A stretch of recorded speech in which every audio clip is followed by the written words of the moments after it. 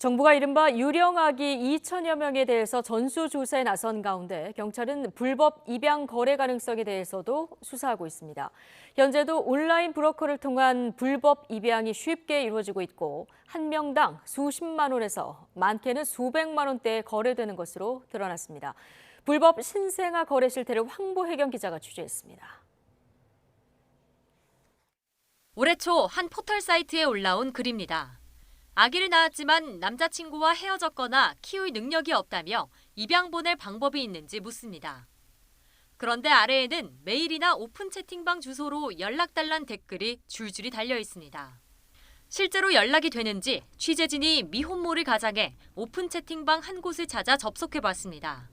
문의한 지 얼마 지나지 않아 나이와 사는 지역, 신생아 성별까지 요구하는 답변이 돌아옵니다.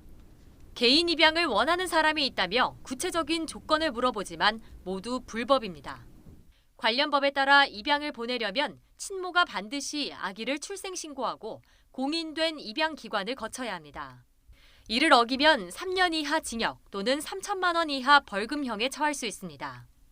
입양기관을 피해 출생신고가 안 된 아기를 찾는 이들이 불법 입양 브로커를 찾기도 합니다. 이 과정에서 성별에 따라 액수가 정해질 정도로 아동 매매가 공공연하게 벌어지는 게 현실입니다. 오픈 채팅방이나 오프라인상의 불법 입양을 통해 돈을 받고 넘기는 부분들은 예전부터 있어 왔습니다.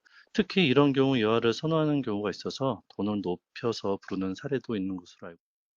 만약 입양 과정에서 금전이 오갔다면 아동 매매 혐의로 10년 이하 징역에 처할 수 있는 중범죄에 해당합니다. 하지만 경찰에 적발된 사람은 지난 2018년부터 지난해까지 5년 동안 고작 9명에 불과합니다. YTN이 최근 6년 동안 아동매매 혐의 관련 판결문 5건을 분석해보니 주로 친모가 출산비나 생활비 명목으로 돈을 받고 아기를 넘긴 것으로 드러났습니다.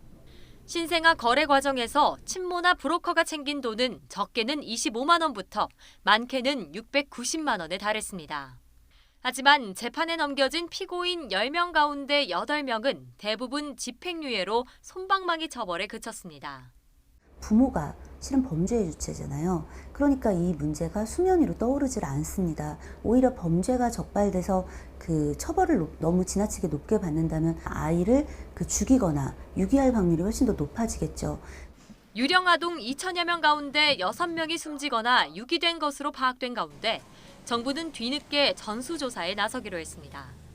불법 입양된 아동들이 학대나 살해 등 범죄에 노출될 가능성이 크지만 정부 차원의 단속은커녕 제대로 된 실태 조사도 이루어지지 않고 있습니다. YTN 황보혜경입니다.